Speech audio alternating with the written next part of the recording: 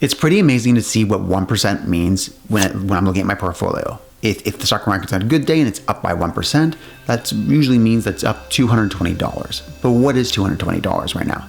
Someone working at minimum wage, it would take 2 days for them to earn $220. So when I see my portfolio going up by 1%, it's like, wow, 1% is pretty impressive. When I look at 1% in terms of the diversification of my stocks, 1% represents over $200. So for me to really influence one stock versus another, the $150 that I'm putting in is starting to have less of an effect. I'm glad that I started diversifying from the very beginning and been trying to maintain it ever since, because adding a new stock now, it would take 10 weeks of consistently putting $150 in it to get it up to 6%. And that means I'm ignoring any opportunities with any other stocks that might be my portfolio. Inspired by the influence that 1% has on my portfolio and the difference it could make, I want to take a look at other things by a factor of 1 that I could control that would help me invest more, help me save more, and help me waste less. The first easy thing you can do to grow your investing by 1%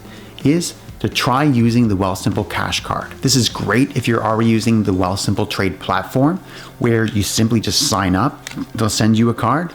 They've now switched over to MasterCard, and basically it's a prepaid debit card. You load it up with some money, you buy groceries with it, you do some online shopping, you set up some subscription services, and you make 1% on every purchase that you make. I've earned $12.65 since I've started using the card back in March 2022, and it's such a simple way to add money to my investing account by taking advantage of all the purchases I make on a regular basis and just earning that 1%. And so that 1% does add up. Something else you can do by a factor of 1 is to reduce your home heating cost. What we've decided to do is we were lowering the temperature of our thermostat by just 1 degree and just doing simple little things to control how comfortable we are. If I'm sitting on the couch reading a book, getting a little chilly, I'll put a blanket on.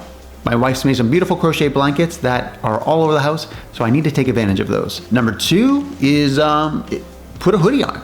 If I'm feeling a little chilly, just grab a handy dandy hoodie and put that on and you're good to go. And I invested in a good pair of slippers to keep my feet warm. Not only are you saving money, you're also reducing your carbon footprint at the same time. And the last thing you can do from a power of 1 perspective is put off buying groceries for 1 day. The average Canadian household throws out 140 kilograms worth of food every year. And 63% of that food could have been consumed. In dollar figures, that's $1,300.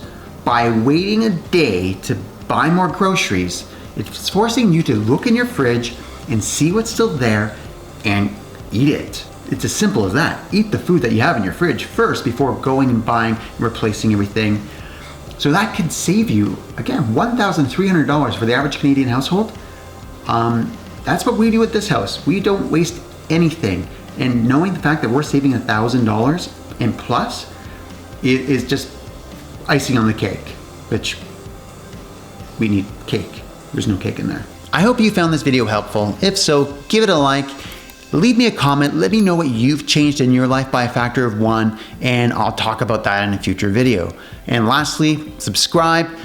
Every week I talk about my investment journey where I'm putting $150 every week into my tax-free savings account, investing in Canadian dividend stocks, and just growing a great, massive amount of passive income. Join me. My name is Steve Coleman. So glad you're here. We'll see you in the next video and keep it in the green.